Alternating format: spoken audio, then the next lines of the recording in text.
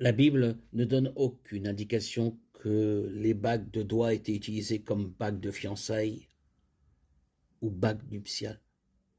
La chevalière est le premier type de bague mentionné dans la Bible. En fait, lorsque le serviteur d'Abraham trouva Rebecca, il lui donna un anneau de nez pour la revendiquer comme épouse d'Isaac. Genèse 24-22.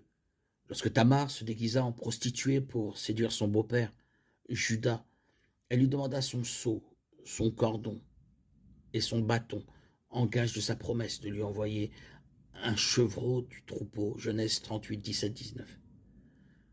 Jérémie nous informe que les Israélites portaient la chevalière à la main droite. Jérémie 22, 24. La chevalière était utilisée pour sceller divers contrats. C'était un symbole d'autorité, de dignité et de statut social. Jacques 2, 2.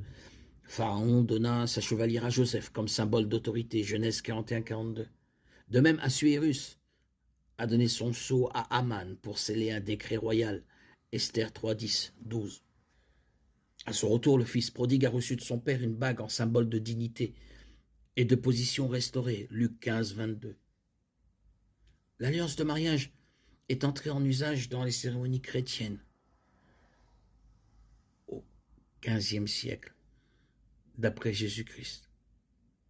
La coutume de porter l'alliance au quatrième doigt de la main gauche est basée sur une fable grecque romantique, bien que non scientifique, selon laquelle l'artère de ce doigt coule directement vers le cœur. Cependant, et chaque fois que la coutume de l'alliance de mariage s'est développée, elle est considérée aujourd'hui comme un symbole d'un engagement sans fin envers la relation conjugale. En tant que telle, elle a certainement une base biblique dans la mesure où le mariage doit être un engagement à vie. Romains 7, 2. Cela ne veut pas dire que le port d'une alliance est une obligation pour les chrétiens mariés. Mais les alliances sont un beau rappel de l'alliance du mariage et, par extension, de l'alliance du Christ avec son épouse, les rachetés pour lesquels il est mort. Les bagues mentionnées dans la Bible sont des bagues à sceau utilisées comme symbole d'autorité et de dignité. On attribue aux Romains le mérite d'avoir été les premiers à utiliser la bague à sceau comme bague de fiançailles. Les Juifs et les chrétiens ont emprunté cette pratique aux Romains.